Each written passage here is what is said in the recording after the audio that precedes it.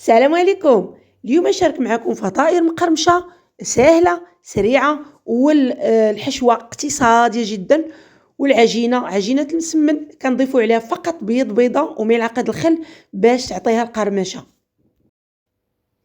كندير واحد جوج بصلات مويان مرشويات صغار، كنزيد عليهم زيت الزيتون، ملحة، ملعقة صغيرة ديال البابريكا أو التحميرة، وملعقة صغيرة ديال الكمون، والقليل من الحار أو الهريسة إلا عندكم. كنديروها على العافية حتى تدبل لينا البصلة. كنزيدو عليها القزبر الطري وواحد الباطة ديال الطون. كنحاول نمعس مزيان الطون هذا.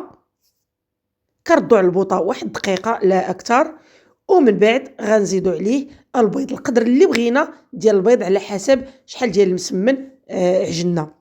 صافي كندورو بحال هكا حتى ينشف، خصو يكون ناشف هاد العجينه. كنرجعوا المسمنه ديالنا اللي كنكونوا العجينه ديال المسمن كل كيعرفها، فقط نزيدوا عليها بيض ديال البيضه ومعلقه ديال الخل باش كتجينا هاد الورقه او هاد المسمن كيجي مقرمش. كنربعوا المسمنه ديالنا بشويه ديال الزبده ولا بشويه ديال الزيت كيما بغينا، كيما كنديروا المسمن العادي. صافي ملي كنسرحوا الخبزه ديالنا غنقطعوها على جوج ولا على ثلاثه على حسب شحال كبيره هاد المربع ديال المسمن.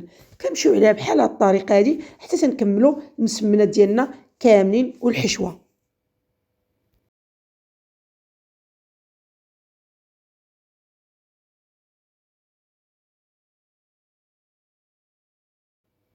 كنستمر عليهم بحال هكا حتى نكمل الحرابل ديالي اللي غندير من عجينه ديال المسمن.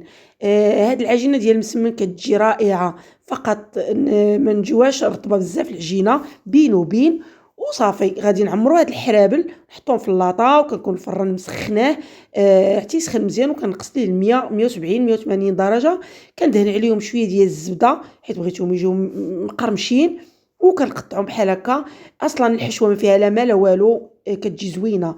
كنطيبوهم، كنشعلوا الفران على الفوق ولا لتحت ولتحت بجوج، يعني باش يطيبوا لنا من التحت والفوق مره واحده كيجيو مقرمشين ولذاذ تيجيو واعرين. وهاد الحشوه هادي كتجي بنينه.